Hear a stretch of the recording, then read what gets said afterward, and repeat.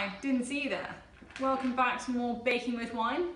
Today's recipe is a generic cookie recipe from the BBC, so kudos to the BBC, whoever's in charge of cookie intel.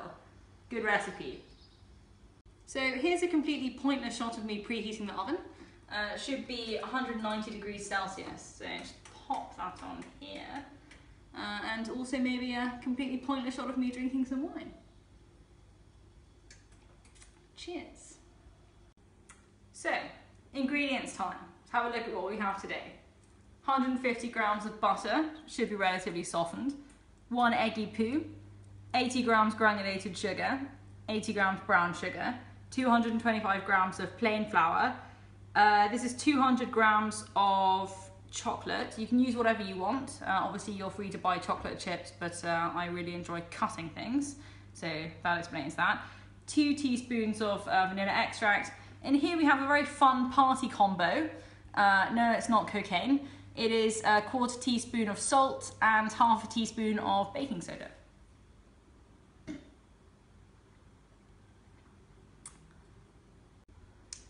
Okay, I'm really sorry, but at this point I need to use my KitchenAid.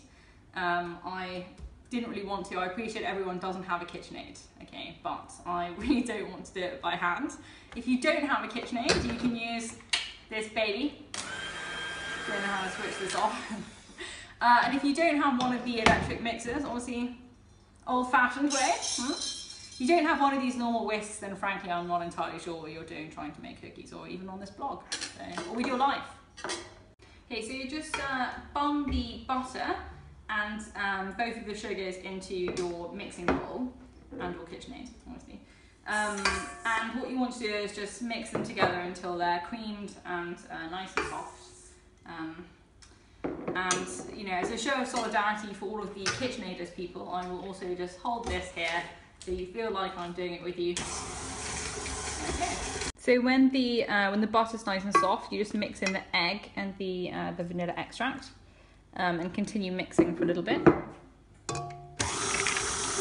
Okay, at this point you have to add in the flour.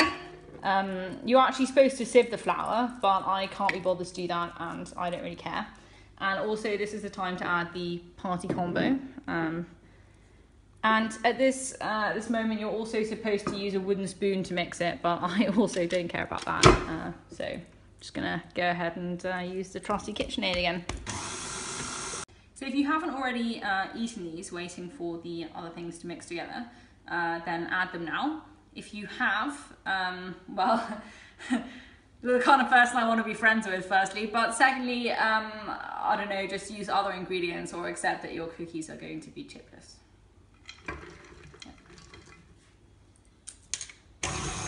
Okay, so now you should have a proper, good old-fashioned cookie dough, okay? And now you have 2 choices, okay? Either you can make sure your wine is refilled and actually make the cookies with me, or you can make sure your wine is refilled, check you've got a couple of bottles in the fridge, pop Bridget Jones in the DVD player, and eat this with a spoon. So I have slapped some baking paper, pre-cut, sure, onto a baking tray. And now I'm going to use a teaspoon and just deposit very little mounds of cookie dough onto the baking paper. Probably fit about 10 on here. Don't look in my oven. Oh, it's really dirty. Put the cookies in the oven. Middle shelf, or low shelf. It says that you should put them in for 10 to 12 minutes. Don't do that, you'll get biscuits, they'll be really hard and like crispy, so I put them for 8 minutes.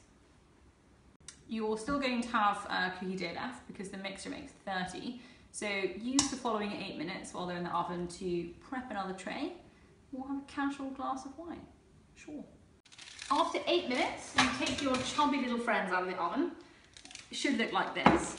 If they don't, you've gone drastically wrong somewhere and God can't help you. So also, they should be very soft. You just poke them.